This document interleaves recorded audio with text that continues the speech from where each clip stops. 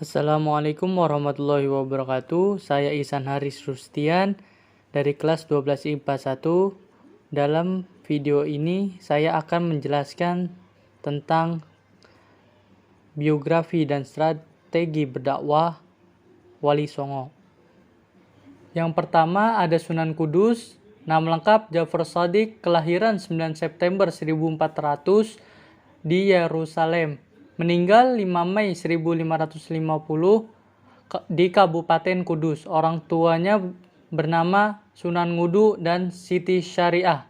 Strategi berdakwah Sunan Kudus yaitu menggunakan pendekatan struktural, yaitu dengan cara mengislamkan penguasa atau ikut terlibat dalam pendirian kekuasaan baru seperti Kesultanan Demak dan Cirebon.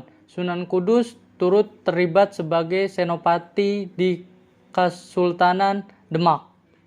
Yang kedua ada Sunan Kalijaga.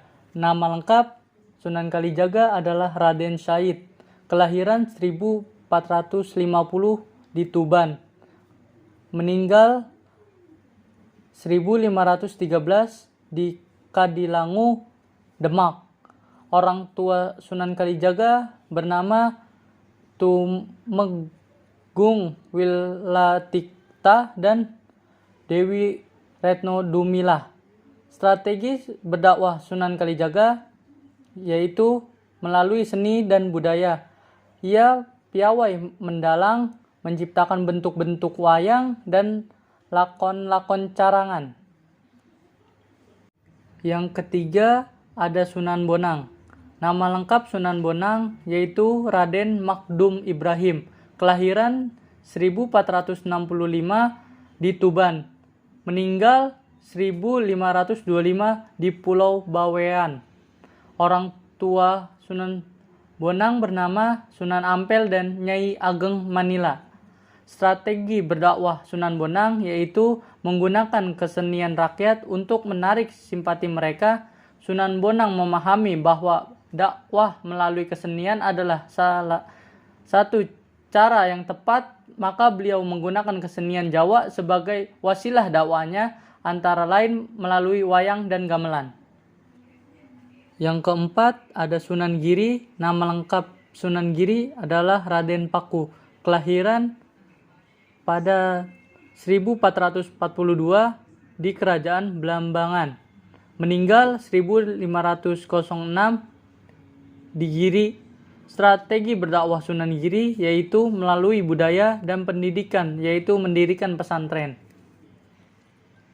Yang kelima ada Sunan Ampel. Nama lengkap Ahmad Rahmatillah. Kelahiran 1401 di Kerajaan Campa. Meninggal pada 1481 di Kesultanan Demak.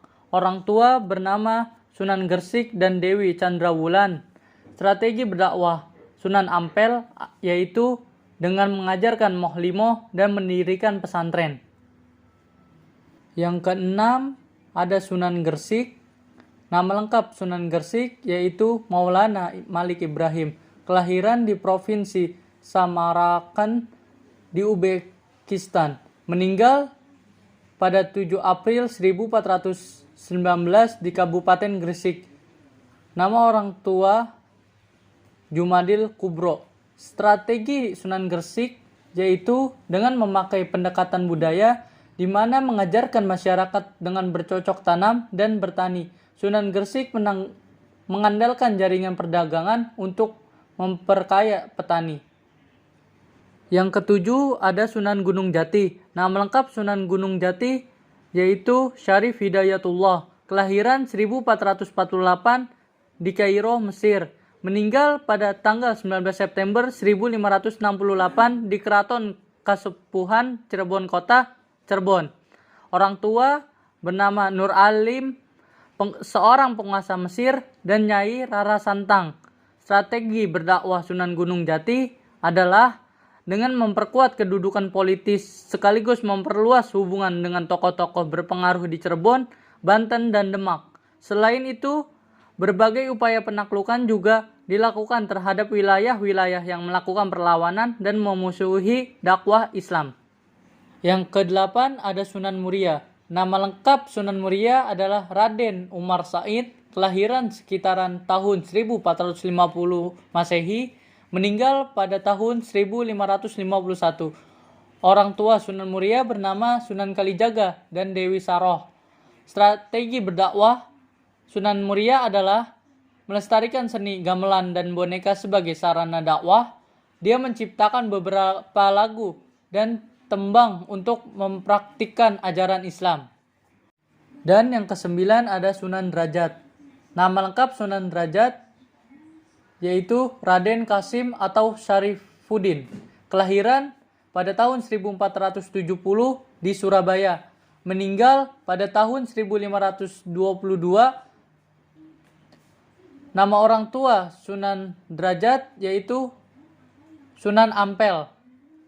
Strategi berdakwah Sunan Derajat yaitu terkenal dengan pendidikan akhlak kepada masyarakat. Itu saja yang saya bisa sampaikan. Kurang lebihnya mohon maaf. Wabillahi taufiq wal hidayah. Wassalamualaikum warahmatullahi wabarakatuh.